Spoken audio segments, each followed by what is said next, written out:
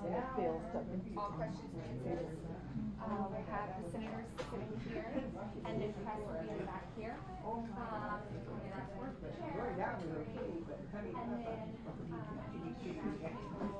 senators will say a few words to the press from where they're seated. We'll have this cleared out, and then we'll turn it over to questions. And depending on time, hopefully we'll run in advance. Great. We'll have time for another one. All right, cool.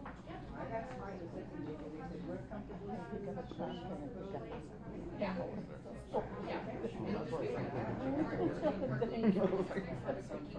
Yeah.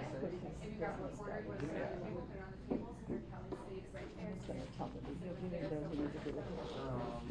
there, and yeah, of course.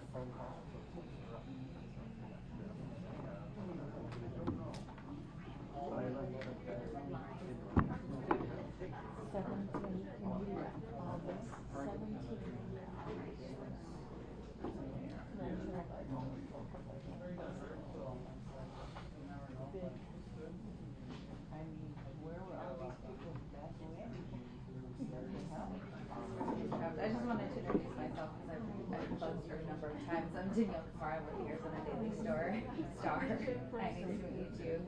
Yeah. Yeah, I know I'm like always trying to get a hold of you guys. It can be hard sometimes. But thanks for making time for me. Gosh, I don't imagine. It'll be announced. Okay, we'll just come inside. I bet. Yeah. Yeah. Are you okay with that, or do you need me to intervene? Yeah. Yeah. I imagine your job has probably gotten a lot harder. Yeah. Seems like you're doing really important work. Yeah. Yeah. Adam, what's up? Yeah. How are you doing? Good. How are you? And we'll set up right here with the rest of the sticks. Yeah. Well, I think we get downtime here and there. Your side house? My side house, yeah. So I think it's a little more than that. We'll have cameras up here. Oh, that's nice. How many kids do you have?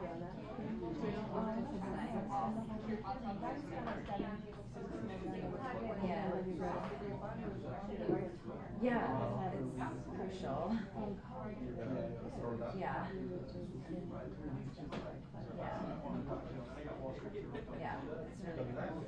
take those breaks. Yeah, I had a good holiday. Yeah, I took some time off. I went to Santa Fe. That's where my parents are. Yeah, so yeah, just trying to get back into being super productive. Like I grew up in the border, so there's a lot of that's the trick is trying to figure out how to focus. And yeah, there's so many things to be writing about the border right now. So yeah. Yeah. Yeah.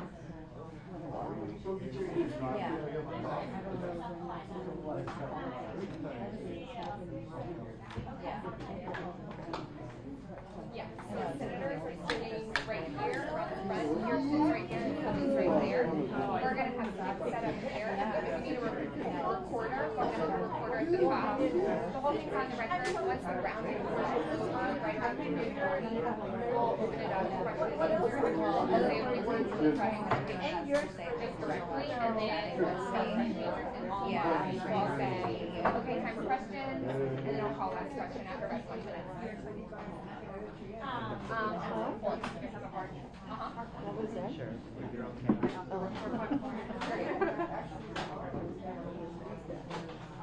Good coffee. Good coffee. It's a good day now. We want to give you a hobby.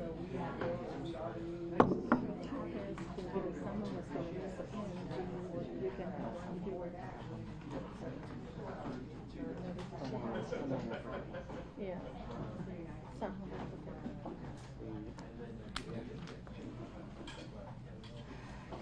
Thank you all so much for being here. We really appreciate you guys taking the time. We're getting ready for the members to make their way into the room.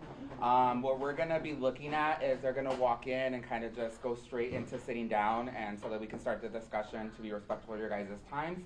And then we will be having a press conference soon after that in the same location.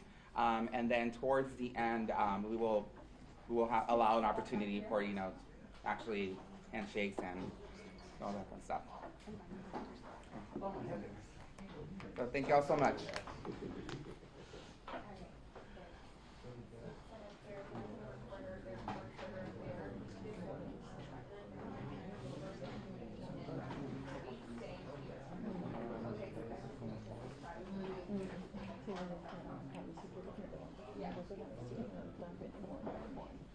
I'm not shy.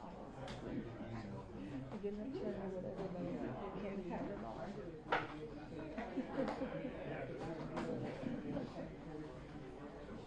Yeah, on.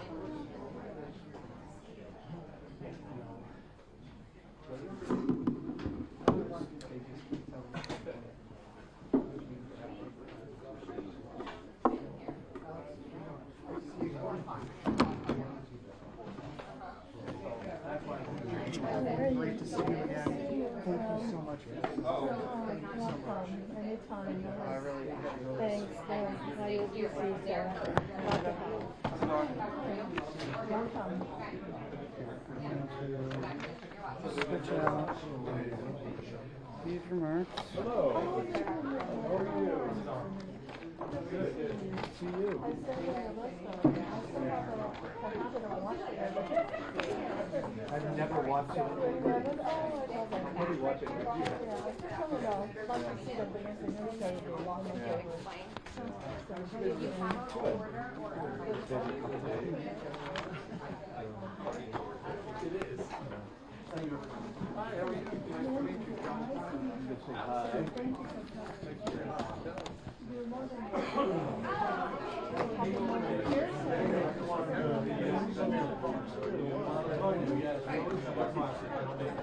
There's a lot of cameras that are switched. Senator Corner, we'll have you right here next to Senator. Right there? Yep. Wow. We're honored to have you here. There's Yuma specifically. Thank you. It's very nice to you to host us. Thank you very much. Yesterday in El Paso, in Yuma, I think the Border Patrol chief said, you've been to the border, you have not been to the border, you've been to a place on the border. Because it's all different. So different. Yuma is very unique. That's what I gather, yeah.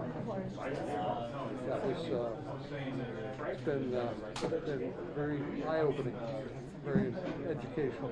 Yeah. Well, we're doing our best. Yeah. Oh, of course, of course. We need to do better in Washington D.C. come up with reasonable policies. Yes, Always hard. It's always hard. I serve in the Senate here in the state line away. Okay, well, you know We're all bipartisan about over that. that, but it doesn't seem to be bipartisan anymore. So Yeah. it gets Well, that's one of the strengths of this particular meeting is we've got people who are serious and who believe in solving problems. Good. There we go. Yeah. Not just, we got enough people who love cable news and social media. And hear themselves. Good. Thank you. Very nice to My meet you. pleasure. Thank you. Senator, thank you. We got some nice. Oh, yeah. How are you? Chris Murphy. Chris Murphy, Connecticut. Nice to meet you. Thanks so much for having us. More than welcome. Kirsten's been talking about you all day. Well, this is a largest. All high quality. You are. You're federally qualified. Where's your experience?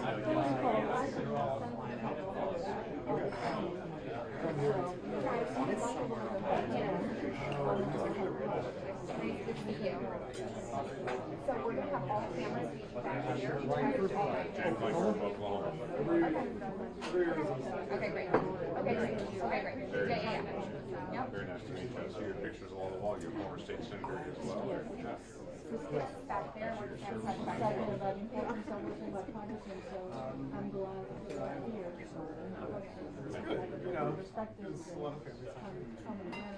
All right, about 2 minutes. Simplest label is a tripartite.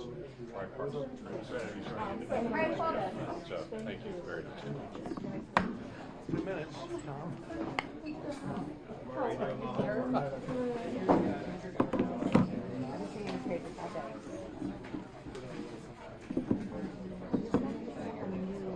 guess, the guy in the cowboy hat, sure. I told him I went up there and said, right out of second casting, man.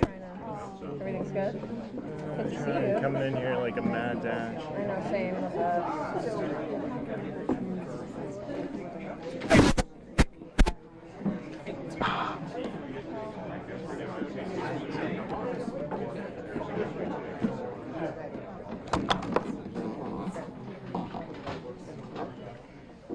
Get to meet Amanda. I did. It's been a long time since I've seen this many cameras in one I room. know. Let me tell you what, I think these are all the cameras of this is all of Arizona. No, I think we had this many yesterday in El Paso. didn't we? Sorry, I'm gonna place this No here. worries, no worries. Some of them are from Mexico. Oh, wow. Yeah, we have one from Mexico, right? I got the letter.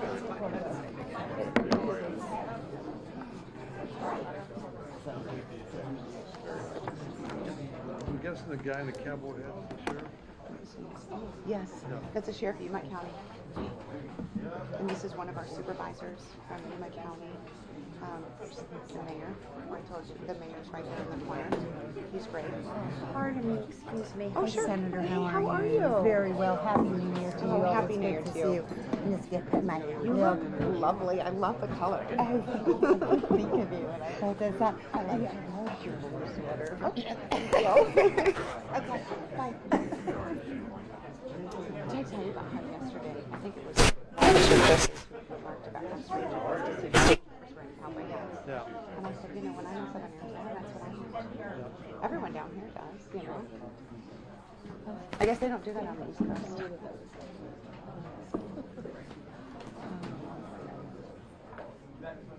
Hannah? We're good. Do you want to start? Yeah. Okay, good. Good. Thanks, Carlos.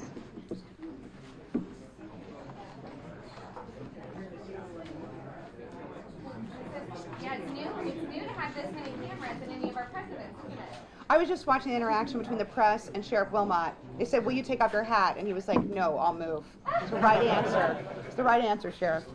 Welcome, everyone. First, I want to just open today by saying a huge thank you to Amanda Aguirre for hosting us today. I am always incredibly grateful for the efforts, Amanda, that you and your team make every single day to keep Yuma and all of our surrounding communities safe and to ensure the fair and humane treatment of migrants. So thank you. Full disclosure, and I served in the state legislature for about 20 years ago, both as teenagers. So it's wonderful to be with you again today. Thank you. I also want to give a special welcome and thanks to Mayors Nickel and Anaya.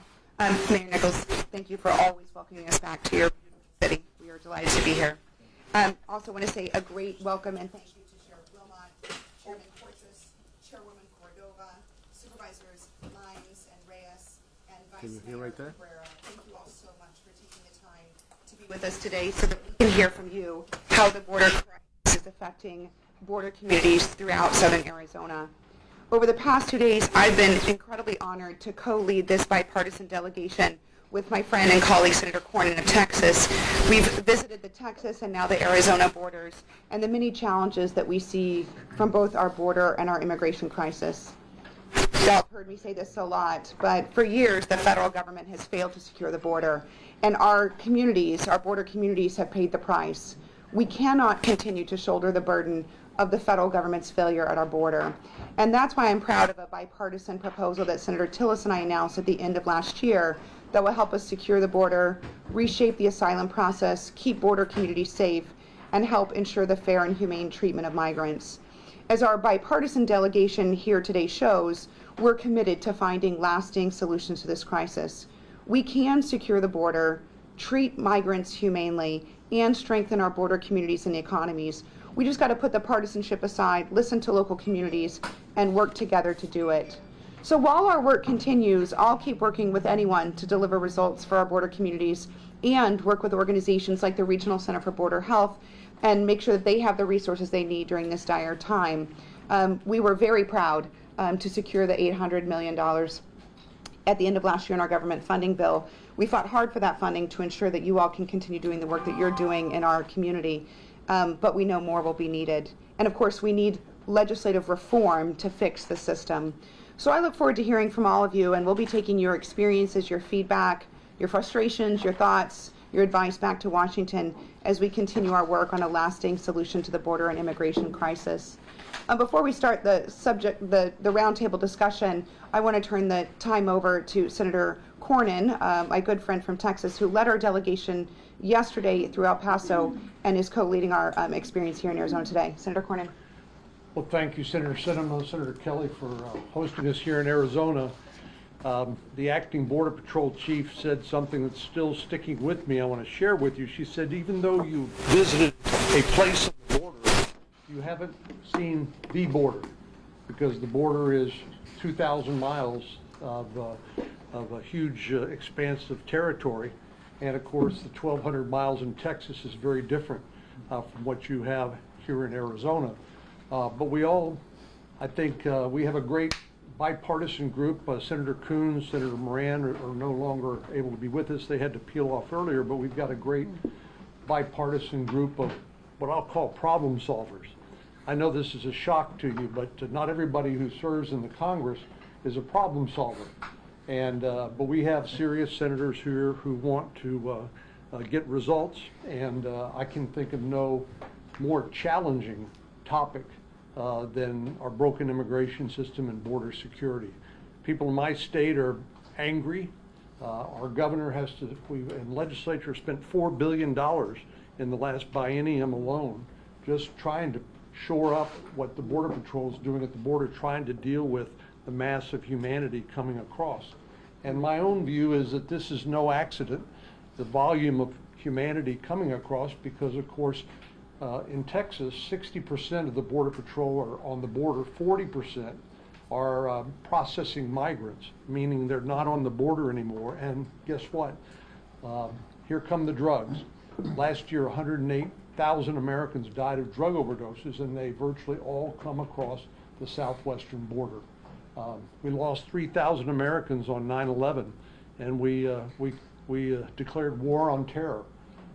But we lost 108,000 Americans last year, and I'm still waiting to see where's the outrage, where's the demand for change.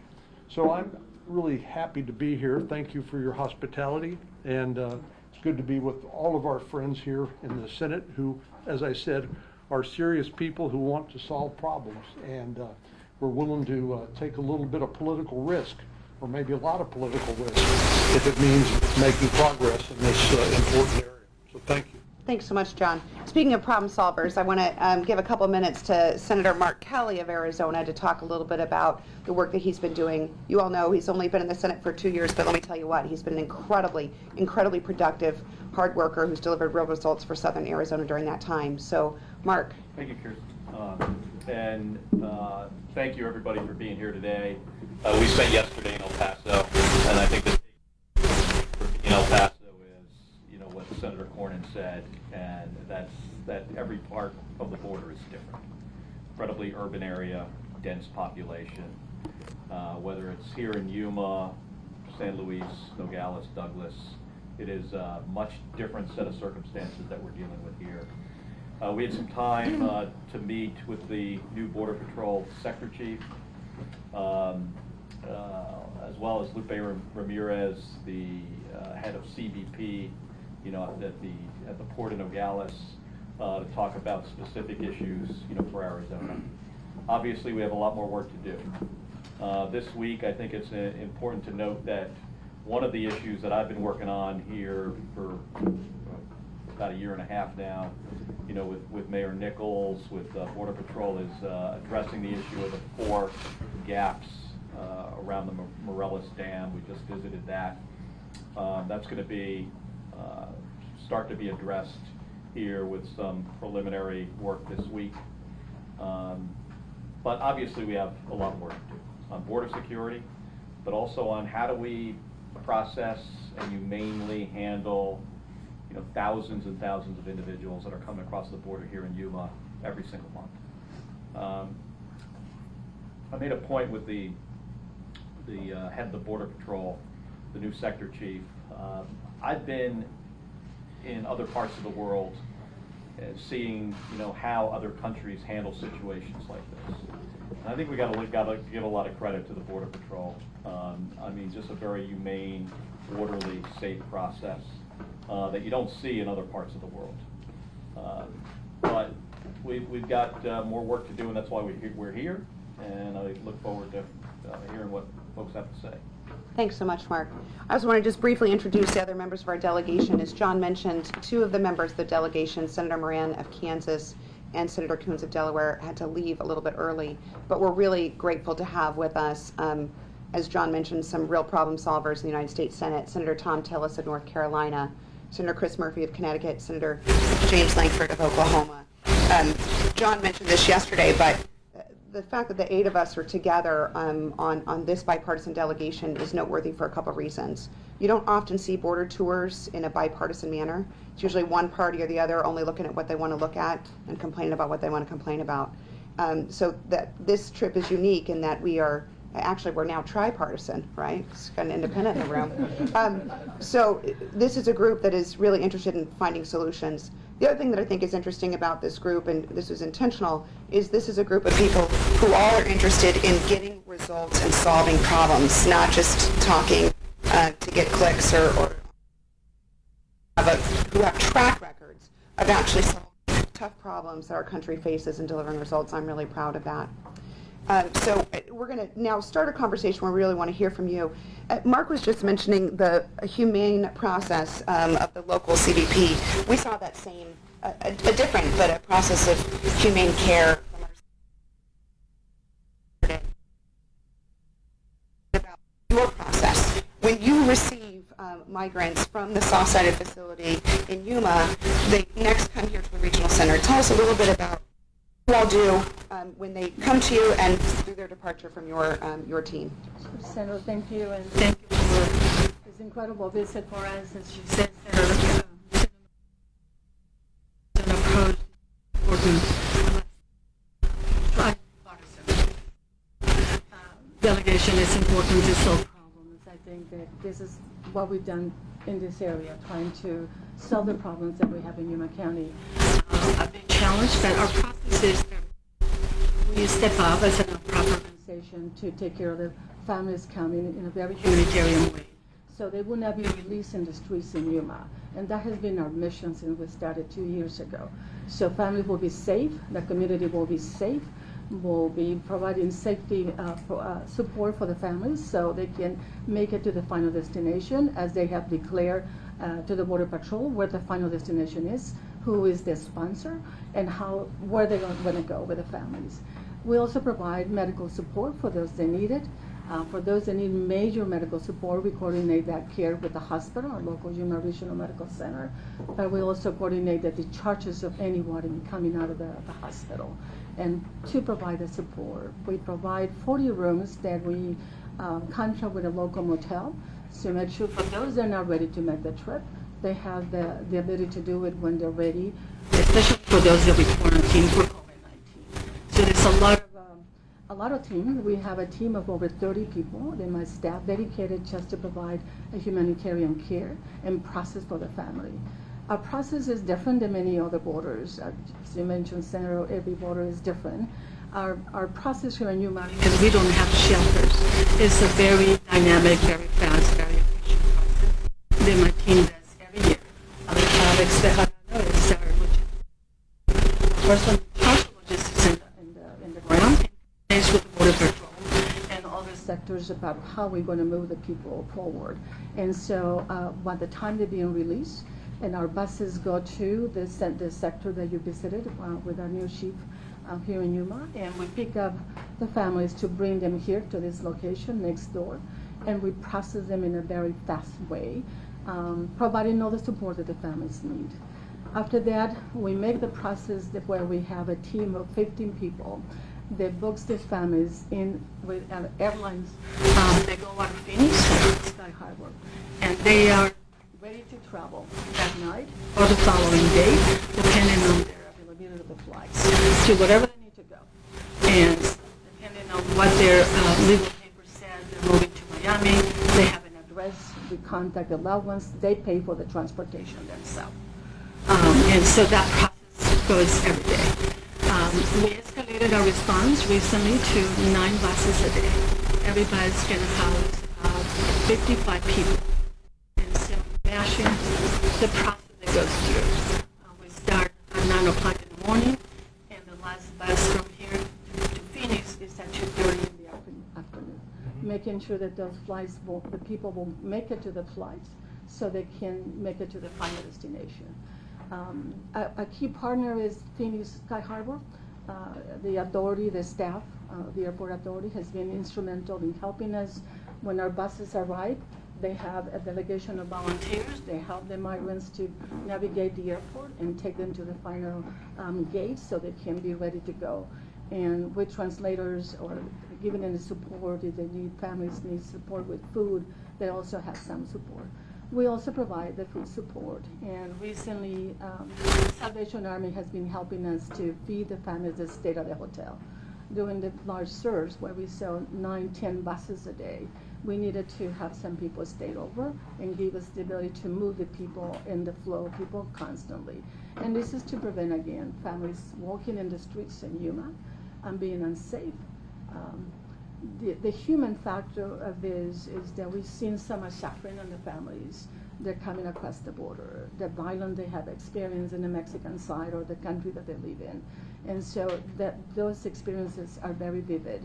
My staff constantly responds to crisis right there on the site with our behavioral health team. We have a medical team that responds to any of those emergencies. But I have to assure you that the families that we see from many countries, not just South America or Central America that we used to see many years ago, is recently we see more people from Russia, we see people from Georgia, from India, so it's a variety of other countries that we're seeing here. Our phone Google Translator is our best friend.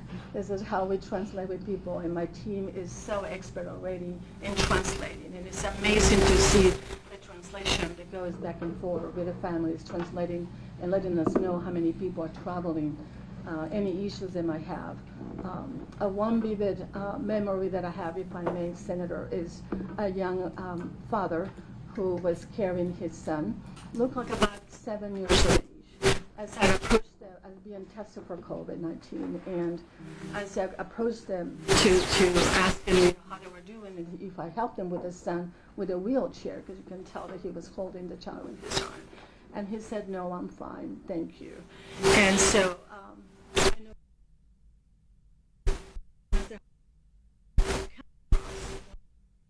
where's the help? Since that I've been holding my son since I left my country. So that statement suggests to you to see the suffering of the human suffering that we see every day. So I am very pleased to see this tripartisan delegation coming, and hopefully we find the true solutions to our border in a humanitarian way, so people can come to our country in a very humanitarian way. And so it's a big challenge, because it's not just one border, one country dealing our neighbors from Mexico. That we still do a lot of work in a binational way, or in a trinational way, because we have our chairwoman, Mother Cocopa Nation here, present with us. It's important to recognize that this is a global issue that we are experiencing. When the languages that people are speaking, I mean, it's just some countries that I have to go back to the map and say, where is this country in Africa, right? What language is this? And some languages that we don't even find in Google, and we just have to do our best to direct the families to bed. So that's the process. It's a very efficient process. We have a lot of assistance from FEMA. That's who reimbursing through Maricopa County as the fiscal agency for us, and that has speed up the reimbursement process for Regional Center for Border Health, and that has helped a lot. And so our process is really fast, but efficient and cost efficient. And Amanda, can I ask a question? Yeah. When your process breaks down, we've talked about this, it seems, the last time we spoke, it had a lot to do with the number of buses you can get. Like, can you? Like, how many you can contract? Yeah, can you get that, can you find that 10th or 11th bus that you need? And do you have the resources to pay for it? And if you don't, that's when we run into the issue. Is that still the case today, or are you finding it easier to get the resources and the transportation, the buses that you need to Senator Kelly, I think last time we spoke, the challenge was to secure those buses. We had 7 buses at that time, and we were perceiving in meetings with the Border Patrol in a tabletop exercise that we did, we were getting ready to escalate our response to help to prevent the migrants end up in the streets in the city of Yuma. And this is something that I always correct the media, because a lot of times the media think that the people are coming just from the border to Somerton, and we're here. And we're saying, no, we're preventing the releases of migrants in the street of the city of Yuma. Our buses go to the city of Yuma and bring them to Somerton, and thank you, Mayor, for the support. Our Mayor from Somerton, of course, Mayor Doug Nichols is always appreciative that we don't have migrants in the streets of the city of Yuma. But the buses, we were able to secure 2 more buses. And that was about begging a lot of people for those buses. But it is still an issue. The drivers are in shortage. The buses companies right now are utilizing most of the buses for the farm workers. We're in the peak season of the farming in Yuma County. As you know, this is a $4 billion industry in Yuma County, where you're sitting around is fields of lettuce and all different vegetables. But it is a challenge for us to do that. I know that some of the drivers are being recruited from Mexico, and they have the dual driver license to travel in the United States. But it is what it is. You know, Amanda, as we were driving over, we saw many of those buses out in the fields, the lettuce fields, as we were on our way here, and we saw migrants outside of the buses working in the fields. I want to turn to Mayor Nichols and Supervisor Lyons. You know, when we were meeting with the CBP earlier today, we discussed the agricultural issues as it relates to making sure that farm workers who cross the border on a daily basis, as Amanda just mentioned, can continue to do so unimpeded. So I'm wondering if the 2 of you could just tell us a little bit briefly about the importance of agriculture for the Yuma economy, the impact of the border crisis, not just on the industry, but also the economy of the broader Yuma region. Go ahead. Thank you. First, I'd like to thank you, Senator Sinema, bringing this group together. It's always great to work with you, Senator Kelly, and to have a broader reach. It is, I think, the first time I've been involved in a delegation that's more than one party, whether it's 2 or 3. But thank you very much for doing that. Our ag in our community represents 70% of our economy. 70%. So when it has a small hiccup, it's a big hiccup. It's not something that we can take lightly. And so that has been a driver for quite a bit of our border security discussions, to make sure that, as Senator Kelly mentioned, the Morales Dam area is an example of that's directly accessible to the fields. And when people come across the border and set up in the fields and maybe take a bath in the canal and all that, it affects the ability to have effective crop rotation, and it could affect that economy and those that really depend upon that economy. It's not just the farmers. There's almost 50,000 people during the winter that are involved in the winter harvest, and when that harvest goes away, it's those people that really have an impact to themselves and to their families. So that has been something that we've really focused on, and the director of the Port of Entry here is great, making sure he fully understands the economy and does everything he can to make sure that that commerce can happen, whether it's people or product coming through.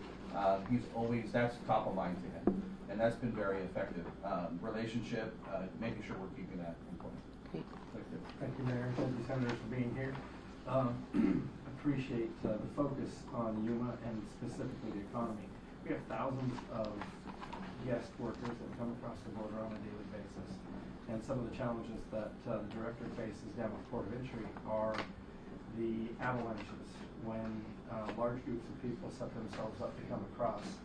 And he's had to shut down the Port of Entry several times, which interrupts not necessarily just those that are coming to work in the fields, but we have a significant population that comes across the border every day just to work generally here in Yuma, those who are legal.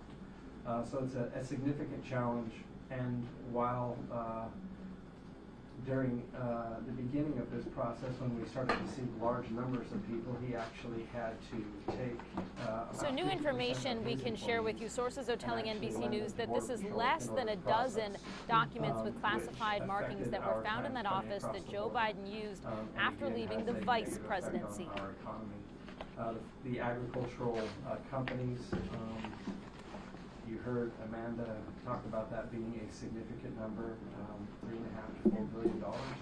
Represents almost 70% of Arizona's agriculture production, going to the entire United States or North America during this time. It's over 200 leafy vegetables. So we are very concerned about that, something that's not discussed very often. We have the most black days here in Yuma. I've had this conversation with Senator Kelly as we toured MCAS Yuma, but because of our son and because of our training facilities here, the Marines and those from Luke Air Force Base are negatively impacted by people coming across our southern border. So you saw a little bit of the western border, but the southern border has to be shut down, especially during live fire exercises, which negatively impacts our ability to have military readiness. They've expressed that concern. They also have expressed a concern that their military readiness would be affected negatively if some type of a camp was set up on MCAS Yuma. And that was something that surfaced last week, and they're very concerned about that. Because we have WTI, which is Weapons and Tactical Instruction, here every 6 months. That's the Marine Top Gun. You have to be nominated to come and participate in that. It's thousands and thousands of people. We don't want anything to negatively impact that. And then our NATO partners follow up post-WTI here in Yuma with live fire exercises. So all of these things are extremely relevant and disconcerting. And the disruption of any of these. The Attorney General has assigned a Trump-appointed U.S. attorney to review the classified documents found in President Biden's former office, while here on Capitol Hill, House Republicans are signaling an investigation of their own, and the Democratic head of the Senate Intelligence Committee is now Chairwoman Cordova, thank you so much for joining us today. You know, just before coming to visit here, we went down and drove along the border and actually stopped about at the area where the fence ends and your tribal land begins. Could you tell us a little bit how the increasing migrant crossing activity on your land affects the tribe, and what steps would you like to see us take together to address crossings while maintaining respect for sovereignty of your community? Thank you. Thank you all for being here and for inviting me to be part of this. Well, I think one of our biggest issues is we have a big cultural aspect of our community down there, and we recognize the need to secure, and we have always worked with the local law enforcement. We've always worked with Mr. Aguirre here and the City of Somerton, City of Yuma, but we do the same thing. We have a very, very small police force out there, and we utilize as best we can. The Somerton Cookpaw Fire Department also gets strained because our community, when they have to go out and answer these calls out on the border, it does affect our community as we share all of those services with the City of Somerton. So we recognize that there is a need for basically fixing the immigration system, and as you know, we had the containers out there, and that was, depending on how you look at it, some people thought it was a great thing. For us, it was pretty bad. I think it was pretty bad for us and all that we believe in. And I have to, as you protect your constituents and you listen to your constituents, I do the same with my people. And they have a very big cultural aspect on the river. We are a river people. That's who we are. We are a river people. And to not be able to go down there and do the things that we have done in the past, it affects our membership. I think our communication and our cooperation with the local law enforcement agencies and all of the humanitarian agencies working all together, I think we've done a pretty good job. There is a lot of needs still out there, but because we're working together, I do believe that is helping us. But just in general, it's taxing our services that we're able to provide to our community. And I hear it every day from our elder community that they cannot practice what they used to practice down there. We recognize the agriculture industry. I was born and raised here, grew up in the middle of a lettuce field, so I know what the agriculture does for this community. But, you know, we're just committed to work with everybody that's involved, and I think by doing that, we have gotten to where we are today. And I think the federal government does have to step up and help us out a little bit more. Thank you, Chairwoman. Speaking of local community, Sheriff Wilmot, you and your deputies are the ones who often get called when migrants continue into the interior of the country after illegally crossing the border. So we talk about the safety of the community a lot, but what are other concerns that you hear from your constituents when you all get the calls for help? People are asking for help in dealing with this crisis. How does it affect them? Well, and I've left a folder for each of you so you'll have something to look back on. I couldn't possibly cover everything that impacts us locally in a 30-second soundbite. The concern for us is that all these impacts that you hear here from the law enforcement side, we get the calls for the trespassing, we get the calls for the criminal damage to the farm fields.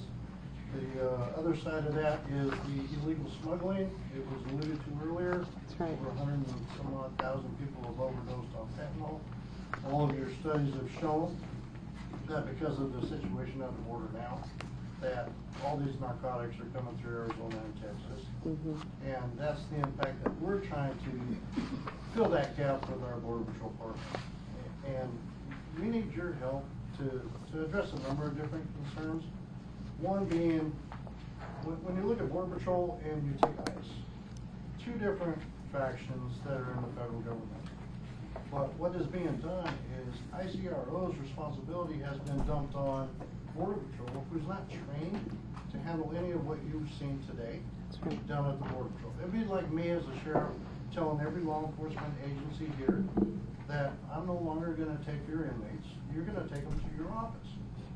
The tribal police can't handle that. The city of Yuma can't do this. But you've asked, this has been asked of Border Patrol to do exactly that. And they're not trained in that. Not at all, even in their academies. So we need your help on putting that onus on ICRO to do that, so we can have our federal partners in law enforcement down on the border helping us to stop this scourge of narcotics that are being brought up through the remote parts of the desert. It impacts our military because a lot of our border is very in Goldwater range, but yet the worst I've ever had this last calendar year, I've had 71 people die in my desert because they've been abandoned out in the desert by the swimmers. That onus goes on the sheriff's office throughout the whole border to go pick them up. You've had over 700 deaths this last federal fiscal year because of the situation on the border. And that's where we need your help. You talk about the local, the first person they grab is usually the sheriff, because they can grab my throat a lot easier than anybody back in Washington, D.C. They also know you. And, We know him very well. So, That's right. the communication has to be there all the time. It truly has to be. And with the situation with the possibility of 2,500 people being moved out to P111, or the military base, they're talking about they may have to let them go out that front gate. They're going to be right in the neighborhoods that we service, and they're going to be walking through those areas. And there is no service out there. That's right.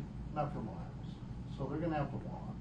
You know, the thing I brought up to Border Patrol is if you have to do this in Yuma's community, the majority of what you see coming across the border down along the river corridor, they have cell phones, they have money.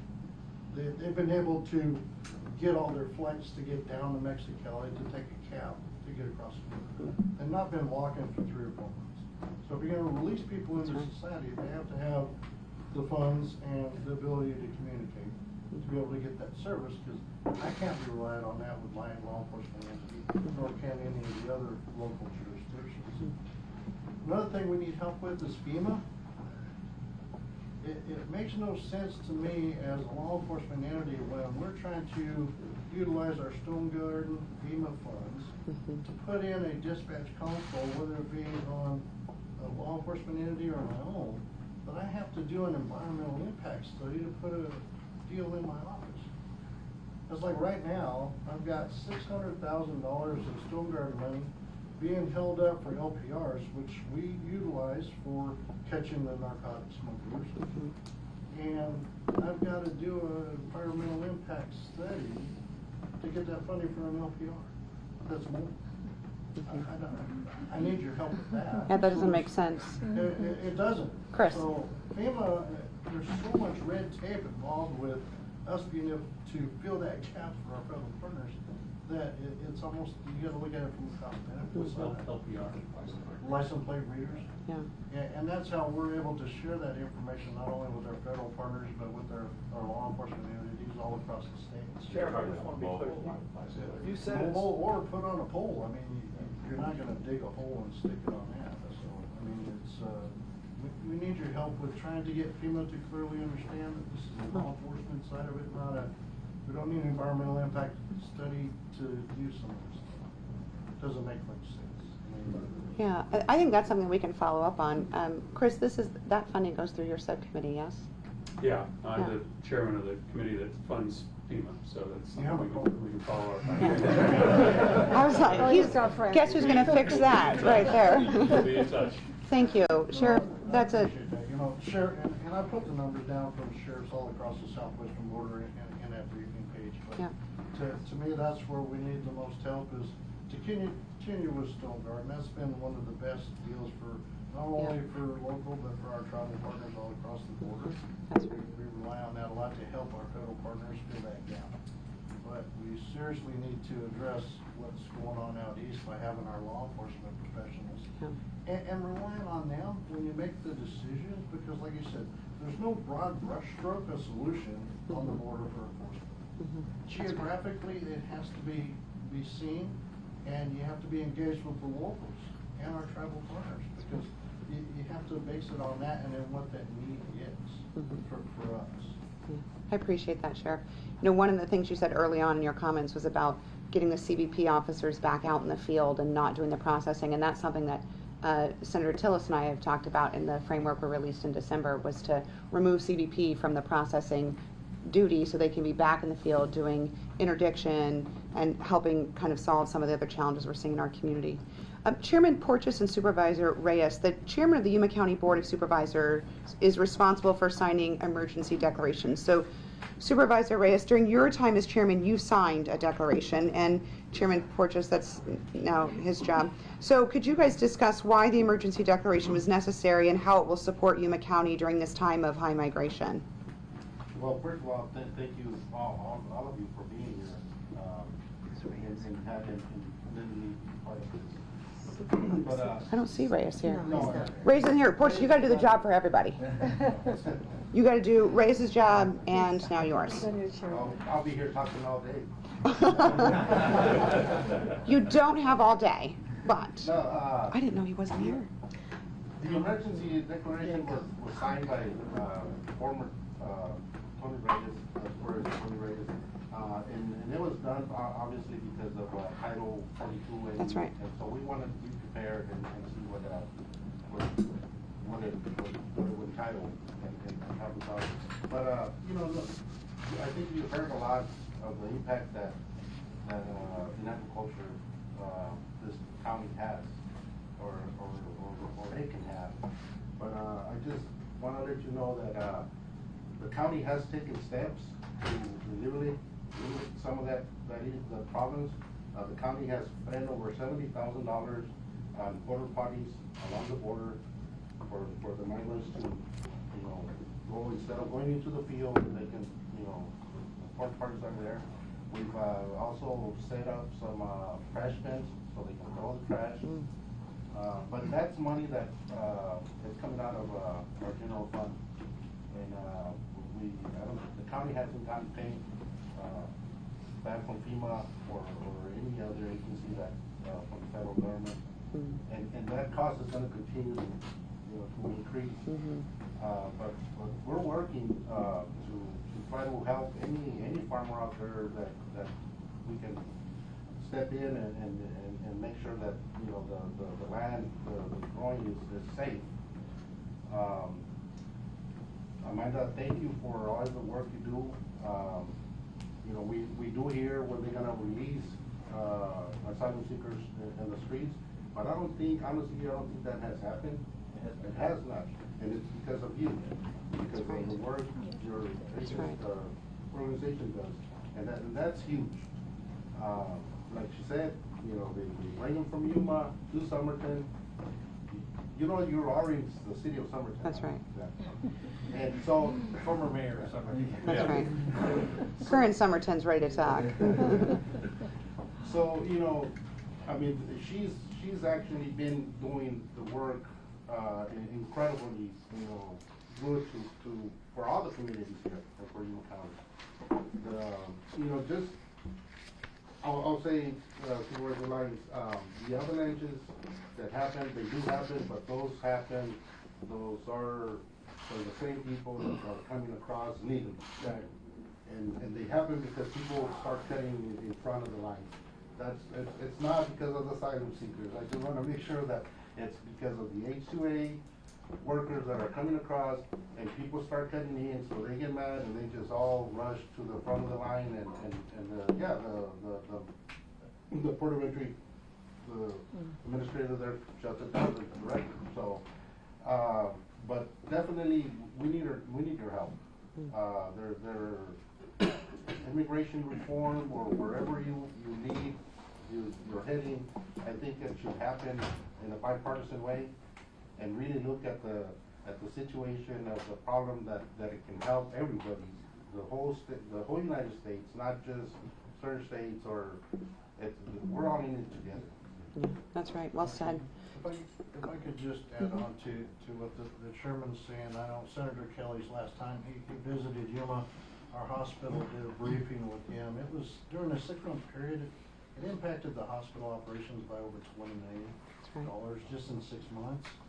And we were able to help facilitate getting reimbursement for a regional center. But the hospital has no way of getting reimbursed. Right. And we've seen hospitals shut down in the state of Arizona because they were overwhelmed with, they got to pass that cost on to the consumer, that's us. And when you look at Yuma County, worst part of the year, I mean, you're looking at a 24% unemployment rate here versus the rest of the state, which is 5. That's a heavy hit for one regional center here that services all of Yuma County at 200,000 plus full-time, with another 100,000 on top of that between agriculture and winter visitors. So I just wanted to throw that in on top of what the mayor and the board has said, because there's no way for them to get reimbursed, and these are all individuals that have come across and ended up at the hospital. That's right. One thing about the drugs also is that, you know, most of the time, since we have a checkpoint on I-8. I don't know if you're driving back, you'll go through it. Well, since all the Border Patrol, all the staff have been very busy with attending the asylum seekers, that checkpoint has been closed. They indicated that to us this morning. So, and same as in Texas as well. Yeah, so it does make, that's a huge impact to the whole state, the whole United States, with drugs can just easily go by. That's right. Thank you. Speaking of Somerton, I want to go to the current mayor, Mayor Anaya of Somerton, and Vice Mayor Cabrera of San Luis. Can you tell us, just in a couple minutes that we have left, how the emergency response capabilities are impacted in your city? We heard from the sheriff that, of course, one of the things that we're seeing are increased costs on local services, and, of course, no reimbursement from the federal government. So if you could tell us a little about that. Mayor and Vice Mayor, thanks so much for being here. I can start. So from the city of San Luis, well, thank you all for being here today. We've had issues with our services because they've attended the border issues instead of serving their constituents. They're out in the border, and we've run into the issue where the city needs an ambulance, and they're all been feeding our EMT is out there. So we've cooperated with Somerton and Cocopah Fire Department to be able to serve our constituents as well and maintain those services available for our community. So it has been an issue brought up to us from our fire chief and our police chief, and we are trying to work a plan to make sure that we are able to continue serving our constituents, but also addressing and supporting the other agencies that need the help. Additionally to that, when the border closes, it closes both ways. So our farm workers, as they mentioned, it's driving our economy, they're off from work, they need to go home, and they're unable to cross back into Mexico. Right. Which causes for our downtown San Luis to be flooded with people waiting for the port to be open to be able to make it home. So at times you drive by our downtown and you will see people laying around the sidewalks and all the benches waiting for the port to be able to open in order to make it back home. So it puts a burden on them as well because they've already worked 10, 12 hours and trying to get back home and they're unable to do that. So it becomes an issue, and we do speak with the port director on a daily basis, and he does notify us when the port has to shut down, and we try to alert everyone. But it becomes an issue because people wanting to go down to the stores or get a meal or anything, and it's just flooded with people everywhere, and it's damaging our businesses as well. So it's an issue, and most importantly, the safety that we came across with having no emergency medical services available to the community. That's when our mayor Rydell, she said we definitely need the help from FEMA. We also signed a declaration of emergency, and we're asking for your support to fix this broken system. So Thank you for being here. Thank you. Mayor Anaya. Again, thank you for being here. Welcome to Somerton.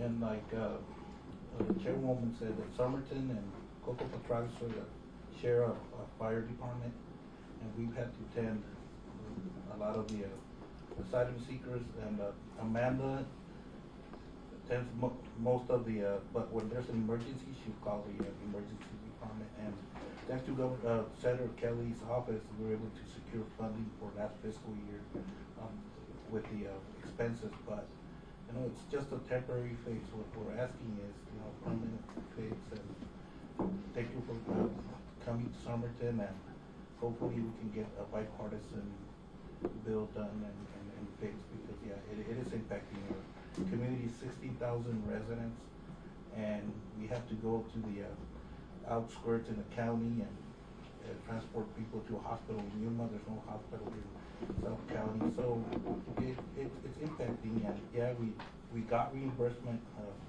6 months ago, but it's not just the reimbursement, it's just the resources that a small city, a small fire department has, and we and a lot of the migrants, like said, they come to Somerton, it's impacting them. Thank you.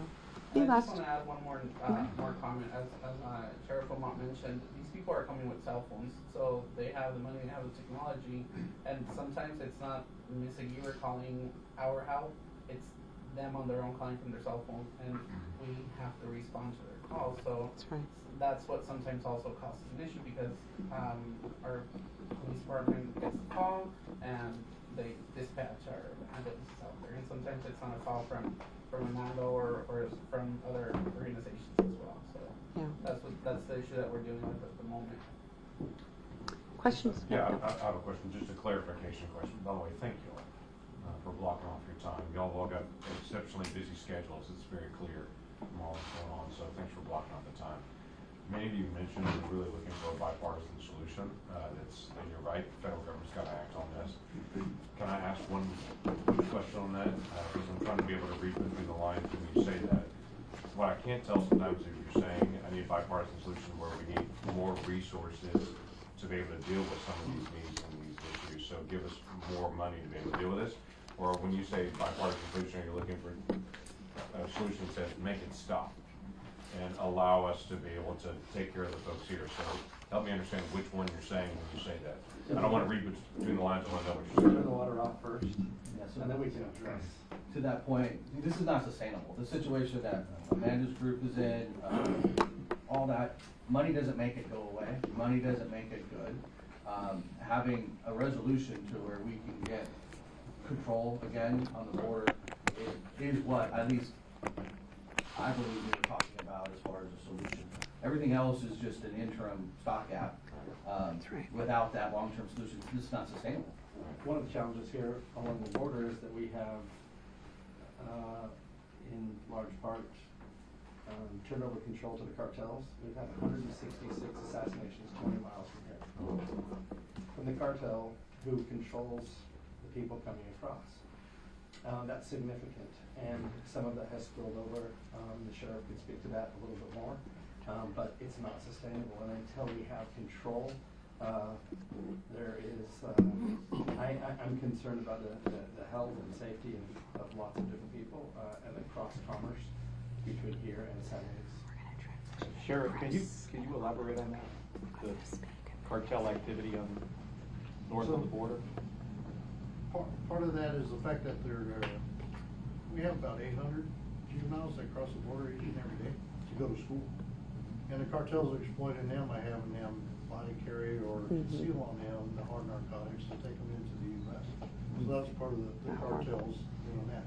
The other part is our cartels coordinate with the smuggling side of it for down along the river corridor to tie up our border patrol resources so they can get in the hard narcotics down towards the east part of the county, or to do their bonsai runs in San Luis, which everybody ends up running into the neighborhood. So that's all cartel controlled.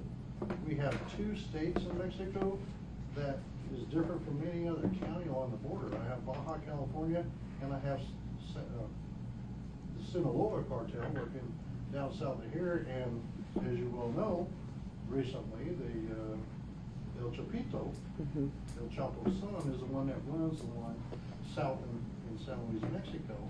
So there's a large uprising now because he was taken into custody. So we're dealing with that and the violence on the law enforcement that's right across the border. A lot of those injured people get brought into the U.S. to be treated. And we've had them actually crawl across the river because the cartels, they try to sneak across without paying, and so they will harm that individual, and if they do survive, they come into the U.S. So, and the impact for us as well is the jails all throughout Arizona. Unfortunately, Arizona sheriffs as a whole end up absorbing about $30 million a year on housing individuals that have entered the country illegally and committed a state crime. And this is all throughout the U.S. So I get reimbursed 5 cents on the dollar. Our last scout was about 1.5 million impact just in Yuma County to my jail operations, which I'm not budgeted. But the federal government doesn't reimburse the sheriffs but 5 cents on the dollar for that. So I get a check for maybe $20,000, $30,000. And it's like, we've all been told this is a federal responsibility, and as such, that's what we needed to do. You hear about the impacts just locally on Yuma. $70,000 for porter jobs. The county shouldn't be paying for that. It should be the federal government taking care of the immigration issue down here and helping me get Border Patrol out there to curb the hard narcotics. I mean, fentanyl has been put into meth, cocaine, heroin. They're lacing it with everything. And it's killing our communities. I've had over, 50 for our medical examiner this last year that were overdose deaths. That's not counting the law enforcement officers from every agency here and their EMS responding to the overdoses, and we end up saving their life. Each and every day. And I think we can all agree that we want drugs out of our borders, but there's also decisions need to be made about the humanitarian crisis. What's going to happen? We need immigration. We need a cheap labor. We got to decide. But understand, we got to come in the middle. What is it? There's certain certain programs that are working. Maybe look at that, and in the middle, not all Democrats want open borders, and not all Republicans want, so we gotta come in the middle and talk about it, and give you an example of, there was, on the 23rd of December, there was gonna be a drop-off of immigrants, and what do? It was cold, it was raining in Arizona, and we had our cultural center open, so there was no city programs, so we were able to house 75 immigrants there, and of course, even members of my council were not happy with it, and I understand where all you guys, are with all your constituents and the controversy, even in small Somerton, which is 90% Hispanic immigrants, there was a lot of, not agreeing with what was going on. So it's hard, but something needs to be done. I think half of America thinks that all of these immigrants are showing up with Gucci luggage. Half of America thinks they're showing up with nothing but the backpack they're carrying. Can you talk a little bit about sort of the profile of the folks that are coming through your program? Sure, here? Senator.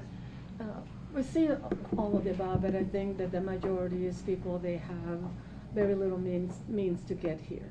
And even though they have, they've been assaulted in Mexico or in the countries and losing some of their monies, they have a little money left, they're still left, just to make it to the final destination. But the suffering, the human suffering that we're seeing is extreme. And we have never seen anything like this. We can compare by groups by country as they're coming in from Nicaragua or Russia. Russia, they're leaving for political reasons. They're seeking asylum for political reasons. So there's different,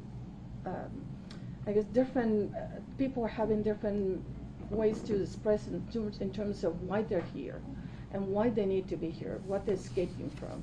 But the majority are very much needed. They are professionals. Some of them are teachers, they're doctors, they're engineers, some of them we see very highly educated. They're coming across the border. And with the sake of saving, keeping their families safe and their children safe. It's a very complex issue that we living in the border and having born in the border never seen. Because you see other countries coming to this border. And so, Senator Langford, to your question, do we want it to stop? Do we want to keep it a humanitarian? I think it's both. We want them to stop because this is not the humanitarian way to people get into our country because they're suffering for all what we heard already. But we have a humanitarian responsibility to respond to this issue in the border. We can't turn our face away, and that's why we step up, my organization step up, to do what we can do best in a very efficient way, so our government can also take that responsibility and fix this problem. It's not going to be easy, we know. It's not going to be a tomorrow solution, but I think that we have to take the steps toward those solutions. But we have to get there. I had a pastor in Oklahoma that called me several years ago, I've never forgotten. He literally tapped me on the chest and he said, I'm a pastor, I'm gonna love every single person. I don't ask where they're from, there's legal status, I don't care. He said, but you represent the government, I need you to do your job. He said, so you fix this, but I'm gonna still love everybody that's here. We had a 90-year-old Russian woman. They arrived with us. Wow. When was that? That was last week. Last week. On that note, we're going to close the table. I want to just thank everyone for being here and participating today. You've given us so much incredible information. Is he okay? Are you all right, sir? Yeah. I can't feel good. No. Slid from the chair. Oh, okay, good. Huge thank you to everyone for participating today. You've given us so much information. We're going to switch now to do a little bit of conversation with the press. Press folks, we're going to stay right here as we do these conversations, and Hannah's going to handle questions. We've only got a few minutes. Yep. We've got an obligation to get some of these gentlemen to Phoenix and on flights before the end of the day, so we want to make sure we stay on time here. You know, today's roundtable caps a really busy and very productive 2 days visiting the Texas and Arizona border. You know, we've had the privilege of meeting with and hearing directly from the brave men and women who secure our border and keep our country safe. We've seen the gaps in our border security. We've witnessed the challenges of dealing with an overwhelmed asylum system, and we've learned about the impacts on our border communities, as well as hearing from the men and women who provide the humanitarian relief. The strain that is placed on the men and women of our communities, whether it be in Texas or in Arizona, is clear. They are continuously asked to do more and try to stop an overwhelming number of migrants from illegally entering our country. They're tasked with protecting our communities from smugglers and traffickers, to counter the cartel's drug war, and to process asylum seekers with far fewer resources than they need. And that's why we're committed to working on a bipartisan proposal to address the system, to find real solutions to the challenges we face. So together, we'll go back to Washington, D.C., and build upon the work we've already started doing to figure out how to increase the support that we're giving to our men and women who provide this border security, get them back out on the lines doing their job, reform the asylum process, and create a more efficient and safe and humane process for folks.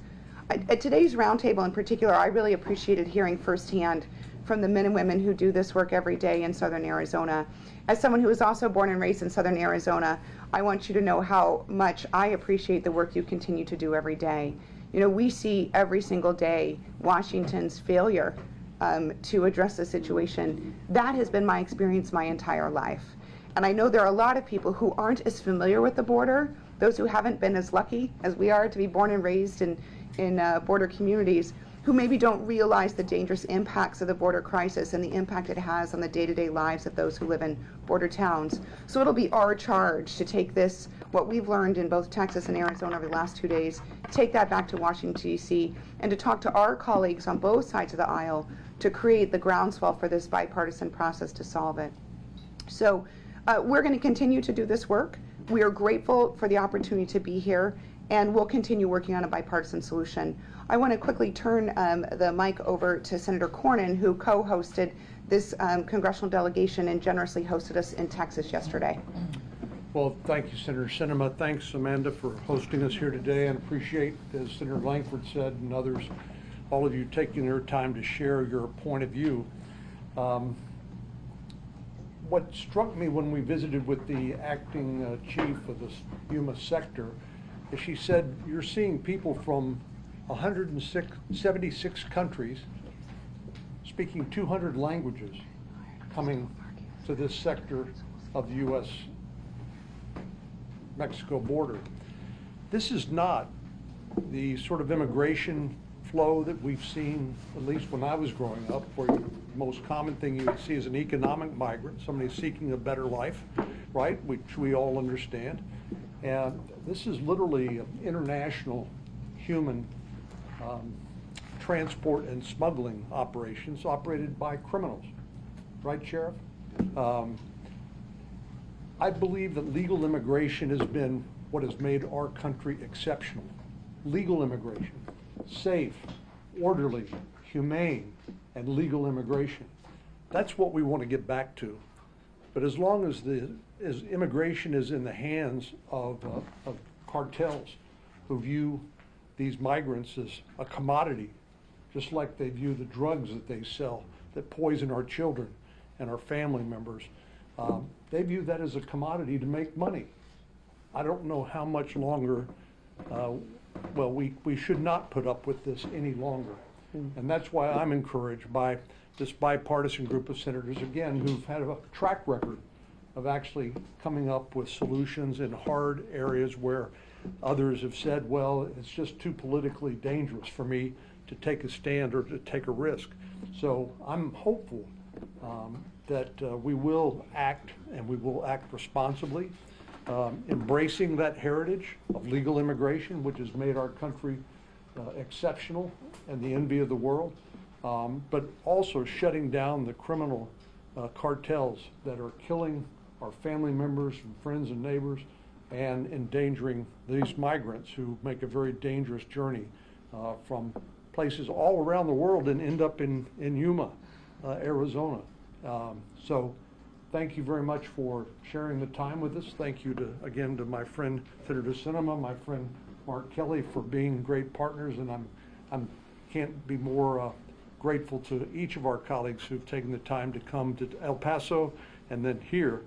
But this is very important, so thank you for taking the effort. Senator Kelly, and then we'll take a few questions. All right, well, thank you everybody for being here today. This has been a great trip. I think of, well, certainly of this group, I'm the person that's newest to the United States Senate. I've been there just a little over 2 years now. And my experience is that for a lot of members of Congress, not this group, but for a lot of members of Congress, they don't understand our southern border.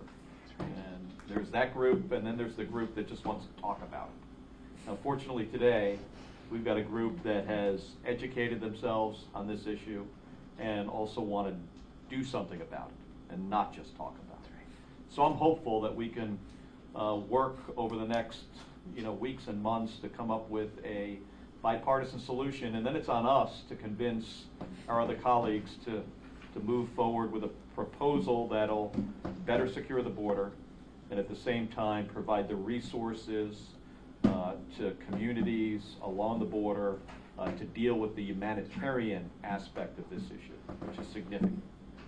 I've been down here, as the mayors know, and the chairwoman and the county supervisor, Jonathan Lyons, knows. I've been down here a lot. Every time I come, I learn something new. And that's incredibly valuable to be able to take this information back to Washington to have a direct and positive effect on this issue. With that, we'll open up to questions. Yes, Senator Sinema. Why should the public not be skeptical of this effort? They've seen this movie play out before. This is not the first group of politicians who come down here and look at the border, yet nothing has gotten done to fit that. We've seen bipartisan efforts in the past, the Gang of Eight bill with John McCain, Jim Flake. That went nowhere. Why is this effort any different from that? Dennis, that's a really fair question. First of all, I think all of us acknowledge that this is a very, very difficult issue. And as we've heard today, and as we heard yesterday in Texas, it is incredibly complex. What I will share with you is what you all already know. This is a group of senators who have a really great track record of getting things done. In the last 2 years alone, we've accomplished real achievements for the American people that many thought were not achievable, whether it was the bipartisan infrastructure law, the CHIPS and Science Act, the community violence safety legislation, or most recently even same-sex marriage. These are not likely things that you would think could happen or get done in the United States Senate, and yet the folks who are sitting at this table were elements of some or all of those packages. So as I mentioned last night, we've been doing this for a while. We're pretty good at it. So while I'm not going to predict that we're going to have great success, what I will tell you is if success is available, this is a group of people who are willing and committed to get it done. Hey, just to follow up politically, immigration is a lot different than the CHIPS Act. Yeah, it sure is. Bill, obviously, Jeff Flake, the big reason he's not senator anymore.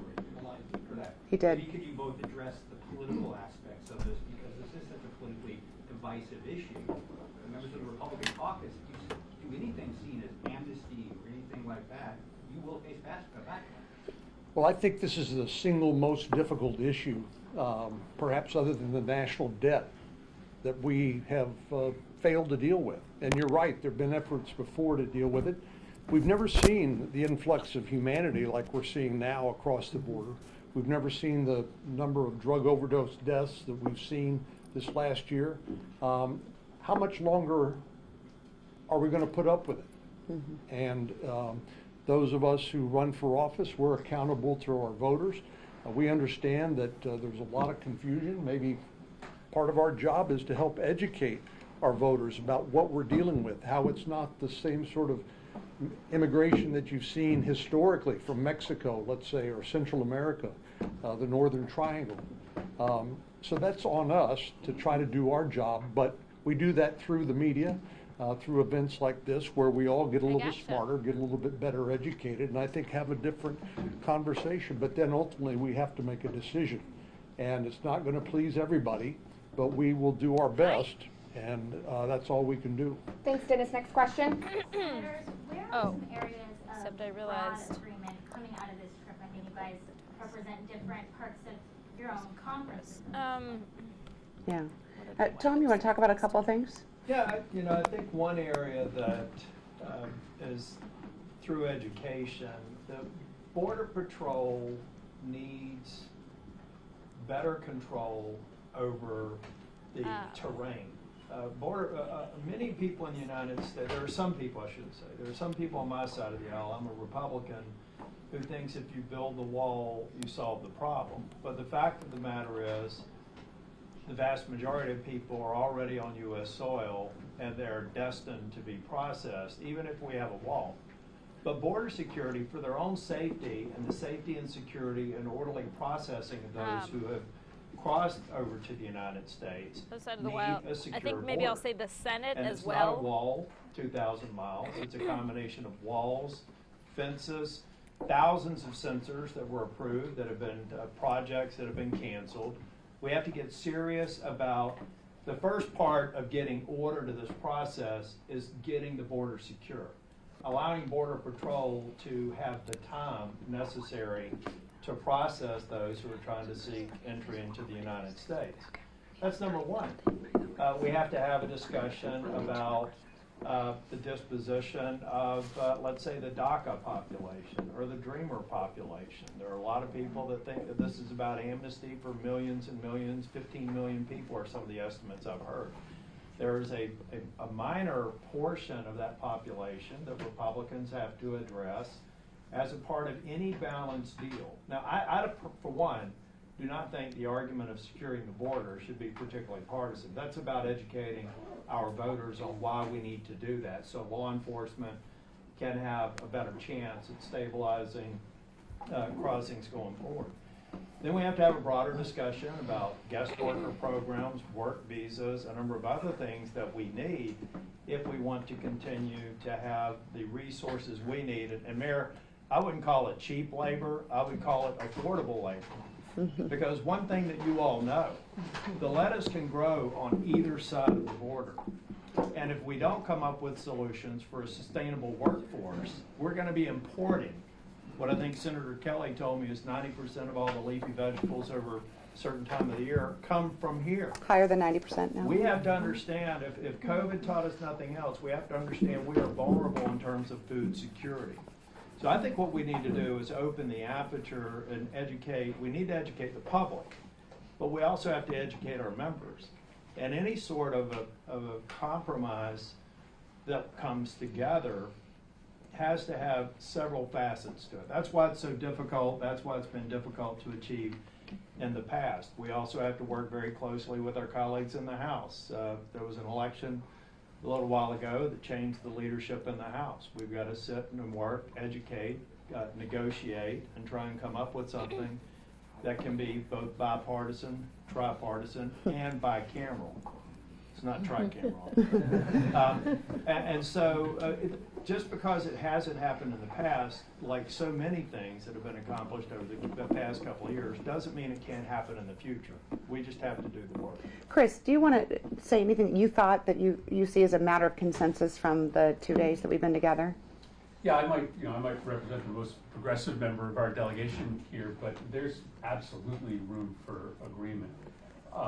I'm proud of the fact that we welcome people here who are fleeing persecution, but our asylum system is not working, period, stop. And there has to be a better way to welcome people here in a way that does not overwhelm our southern border and doesn't take our border patrol away from the job that they signed up to do.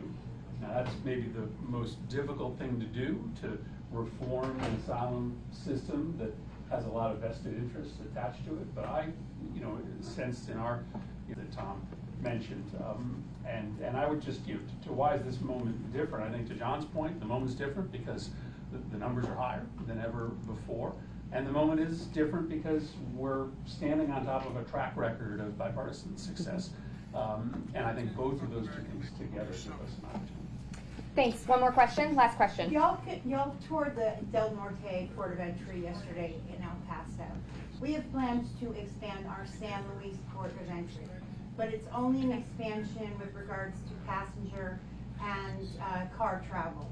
There is no expansion to accommodate asylum seekers.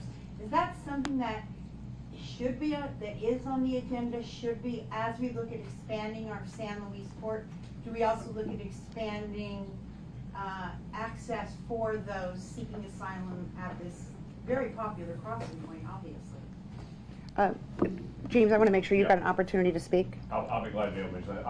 Obviously, something's got to change dramatically here. One of the stirring numbers that we've heard just in the last few hours was 3 years ago, Border Patrol in this area encountered 8,000 people. Last year, they encountered 310,000. Okay, so this is a dramatic shift that's happened in the last 3 years in the number of people that are coming across the border. We can all talk about Yeah, the Sean, whys right and the now, whats, we the can tell you policy President changes, Biden and the is things speaking that with impact the that. President of My Mexico primary and the thing Prime is, Minister okay, of let's Canada, not waiting to expand see every if he single gets a facility question across our border on to this get matter. law So enforcement far, meters. he's avoided As shouted Chris was saying, questions and we gotta hasn't commented on define the out investigation. in- You would in law, expect what certainly does that it mean House to do Republicans asylum now in and control where's of the their right chamber place to be able will to be do bringing that? an Because we investigation. We're can't also hearing handle calls from a Democrats chaotic over in the structure Senate. that you come across the border at any spot, at any place, at any time, and come declare asylum, because then you can't deal with drug interdictions, then you can't really determine who's who. You get hundreds of people at a time. You can't really be able to navigate who's a criminal element that's buried in the middle of a bunch of families that are fleeing from real family risk. So to me, the first thing is not expanding every facility to handle this kind of number. To me, the first thing is, what's an orderly process that we need to be able to have for asylum? What's the right number that we need to be able to do? When we talk about individuals coming from Russia, those individuals have come through 7 or 8 countries before they got here. What's the right way and what's the right process to be able to handle that? Is there somewhere in the country where it's working? Where it's working? Well, I'm just, No. That's the only area where we have bicameral bipartisan. It's completely broken. Not a place to I know, Yeah. here at No, there's Ellis not. Island, where Yeah. people can. There's not a place that's currently working. So we're finished with our time here. I want to note that for those of you who may not know, there's a reason that Senator Langford is the top Republican on the border subcommittee, and it's because of his knowledge and interest that he's just demonstrated here. So thanks, James, so much for being here. We've exceeded our time, so. Yes, thank you guys so much. Thank you, Press, for Appreciate it. coming. Thank you, Senators, very much. And thank you to Yuma County. We're delighted to be here. Somerton, San Luis, Yuma, we love you. Thank you so much. We are so appreciative for you entertaining this Sue. We are so appreciative. So thank you. Hopefully not. Thank you. We're so appreciative. Yes, please, please, please. Thank you.